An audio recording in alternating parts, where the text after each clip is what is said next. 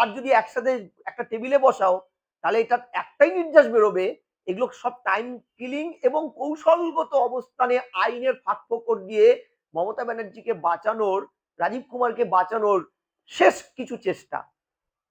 যদি দরদাম করে কিছু করা যায়, যদি কিছু করা যায়, যদি কিছুদিন পিছিয়ে দেওয়া যায় ভোটের আগে, সত্যি তো। কারণ এই যা মামলাগুলো হয়েছে, মুখ্যমন্ত্রী মমতা ব্যানার্জি জেল যাত্রা নিশ্চিত, জেনে নাও, যদি আমি আইন ঠিক বুঝে থাকি।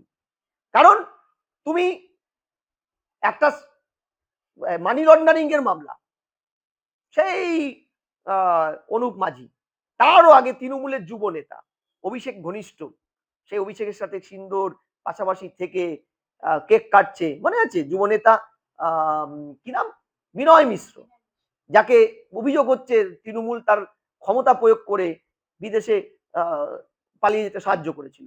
তাদের যখন এই বেআইনি কেলেঙ্কারিটা ধরা পড়লো, কয়লা কেলেঙ্কারি, ওটা তদন্ত করতে গিয়ে বেআইনি টাকাগুলো কোথায় গেল, এই টাকার মানি টেলটা খুঁজতে গিয়ে, ডোফিয়ার ট্রানজাকশনটা খুঁজতে গিয়ে জানা গেল যে কোম্পানিটাকে আইপ্যাক নামে ভোট কৌশলী সংস্থা হিসেবে আমরা চিনতুম, সে কোম্পানি সেল কোম্পানি হয়ে গেল। এই টাকাগুলো এদের কাছে গেছে, এদের মাধ্যমে তৃণমূল অন্য রাজ্যে কিভাবে কেনাবেচা করে ভোট লড়েছে, গোয়া, ত্রিপুরা, এইসব কাজে নাকি ব্যবহার হয়েছে। প্রশ্নটা হলো এটা অভিযোগ।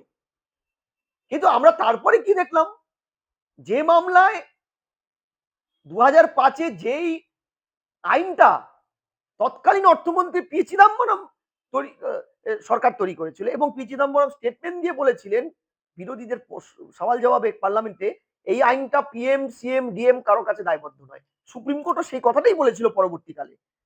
সেই মামলা, সেই আইন কাজে লাগিয়ে পরবর্তীকালে চিদম্বরমকে অ্যারেস্ট করা হয়েছিল। চিদম্বরম পালিয়ে যায়নি, কিন্তু দেওয়াল টপকে চিদম্বরমকে তোলা হয়েছিল। আমি যদি পবিত্র হই, বিরোধীরা যতই আমার বিরুদ্ধে ইয়ে করুক, কারসাজি করুক, আমি সৎ হলে একদিন প্রমাণ হবেই।